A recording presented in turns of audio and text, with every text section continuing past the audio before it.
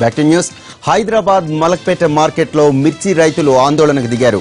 పంటకు గిట్టుబాటు ధర కల్పించాలంటూ నిరసనకు దిగారు. గిట్టుబాటు ధర లేక తాము ఇబ్బంది పడుతున్నా ప్రభుత్వం పట్టించుకోవటం లేదని విమర్శించారు.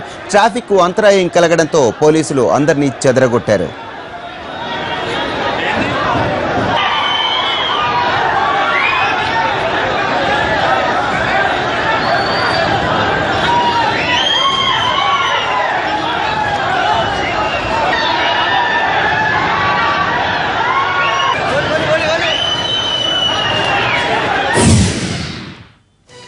టీఆర్ఎస్ ప్రభుత్వం ప్రజా వ్యతిరేక విధానాలను అవలంబిస్తోందని ఆరోపిస్తూ బీజేపీ నేతలు వరంగల్లో ఆందోళనకు దిగారు. కలెక్టరేట్ ముందు ధర్నా నిర్వహించారు. రిజర్వేషన్ల పేరుతో మత విద్వేషాలు రెచ్చగొడుతున్నారని విమర్శించారు. పోలీసులు ఆందోళనకారులను అరెస్టు చేసి స్టేషన్కు తరలించారు.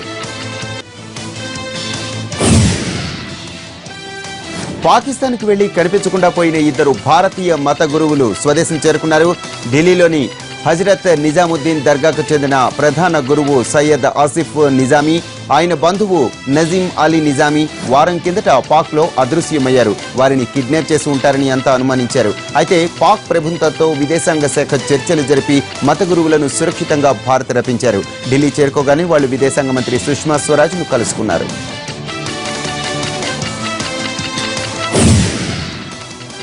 పాకిస్తాన్ నుంచి భారత్ చేరుకున్న ఇద్దరు సూఫీ మత గురువులపై బీజేపీ ఎంపీ సుబ్రహ్మణ్య స్వామి సంచలన ఆరోపణలు చేశారు.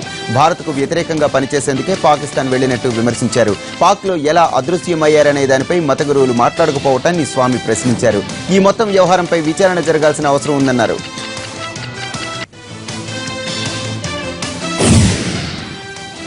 ఈవీఎంల ట్యాంపరింగ్ విషయంలో తమ పోరాటం ఆగదన్నారు బీఎస్పీ అధినేత్రి మాయావతి. ఉత్తరప్రదేశ్ ఫలితాల్లో ఈవీఎంల పనితీరుపై 2 రోజుల్లో సుప్రీంకోర్టును ఆశ్రయిస్తామని చెప్పారు. ఉత్తరప్రదేశ్లో సమాజ్వాదీ పార్టీ, బీజేపీ ఎవరి ప్రభుత్వాలు ఉన్నా ప్రజలకు ఒరిగేది ఏమీ ఉండదన్నారు. 2 ప్రభుత్వాలు శాంతి భద్రతలను కాపాడలేకపోతున్నాయని విమర్శించారు మాయావతి. ఆర్ఎస్ఎస్ ఎజెండాను అమలు చేయటానికే యోగి ఆదిత్యనాథ్ను ముఖ్యమంత్రిని చేశారని ఆరోపించారు మాయావతి.